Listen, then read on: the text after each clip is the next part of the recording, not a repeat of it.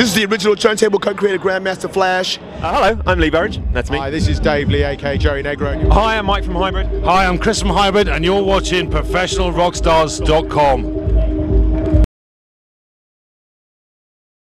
Hello fellas, this is Junior Jack. And this is Kid Creme. Hey, you are listening, I forget the name of the station. No, I think it's ProfessionalRock.com. Peace. Rockstar. Rockstar. This is ProfessionalRockstar.com.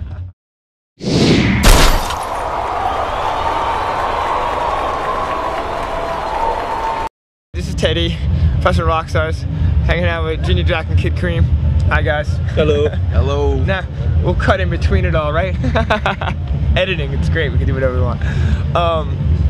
We've been having a conversation and we're talking about how progressive house music is huge here. I mean, is huge in New York, and whereas, you know, they have a deep, funky house soul going on, and it's not, it's harder to fill in those rooms in New York compared to Europe. So why? What do you have going on out here, what you've been seeing with your sound compared to in the States?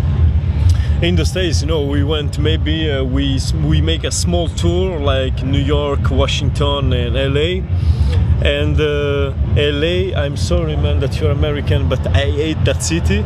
New York, it's the place. I love that city, but everybody was talking about LA. But the crowd was better in LA, you know. Yeah, the crowd was better because it was Halloween night, so it was a big place in the LA arena. So it was huge, and I was surprised they were some fun, you know, with my album to make me sign on it. I was surprised because, you know, I know it's not the place. That's, you know, you can see that all the main house DJ, they play more in Europe than in America. Yeah. You know, people like Rick Morillo, Roger Sanchez, they come from New York, but where they do their money is in Europe. It's not in America, you know what I mean? Definitely. Roger Sanchez, he spent 85% of his life in Europe. Yeah. Rick Morillo is thinking to move to living in Ibiza, you know? Yeah. But even he lives there now anyway, you know. But even the guy like Jeff Mills on the techno scene, I think he's even living in Europe now because his business is here. But the strange thing is, like, most of the young people think that cause house is coming from US and techno, this is big there.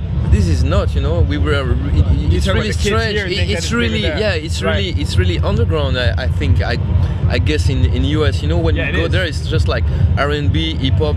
This is not bad music, but it's just like really strange to see that these people who's coming from your country is big in our country, you know. Right. And the biggest DJ for us is DJs coming from US.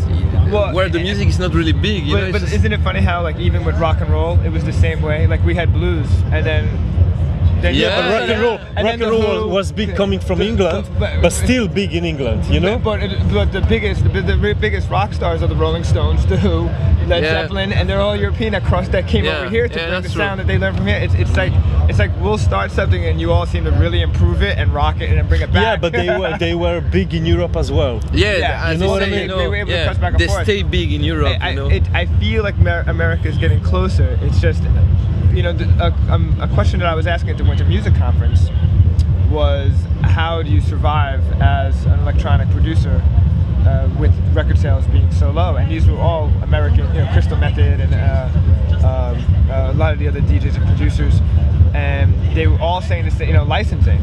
You know, in order to survive really in America, licensing your music to the TV stations, to commercials, to video games is a huge chunk of where they're getting their money from, and then touring, you know. But I think it's touring. It's the main thing, you know. But you're saying, you know, like you're saying, they all the bigger DJs that are making it are making their money from traveling through Europe.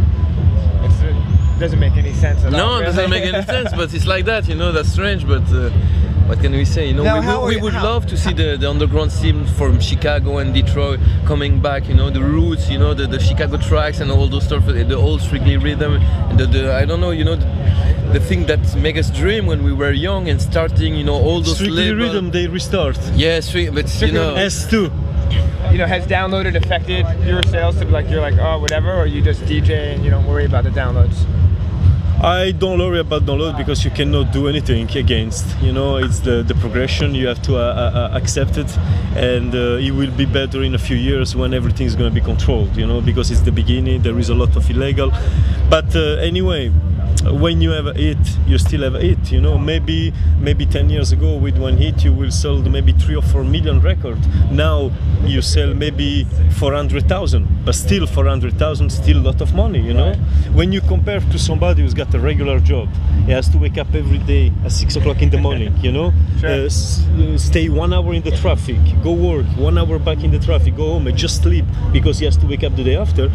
This person just earned maybe 1,500 euro a month, you know. So when you make a hit, you earn the money that this kind of normal person they will never earn during all their life.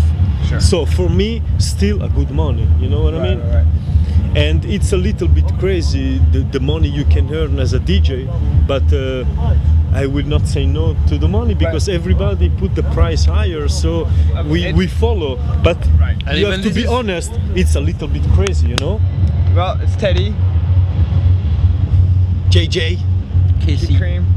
We're out of here. Talk to you in a little bit.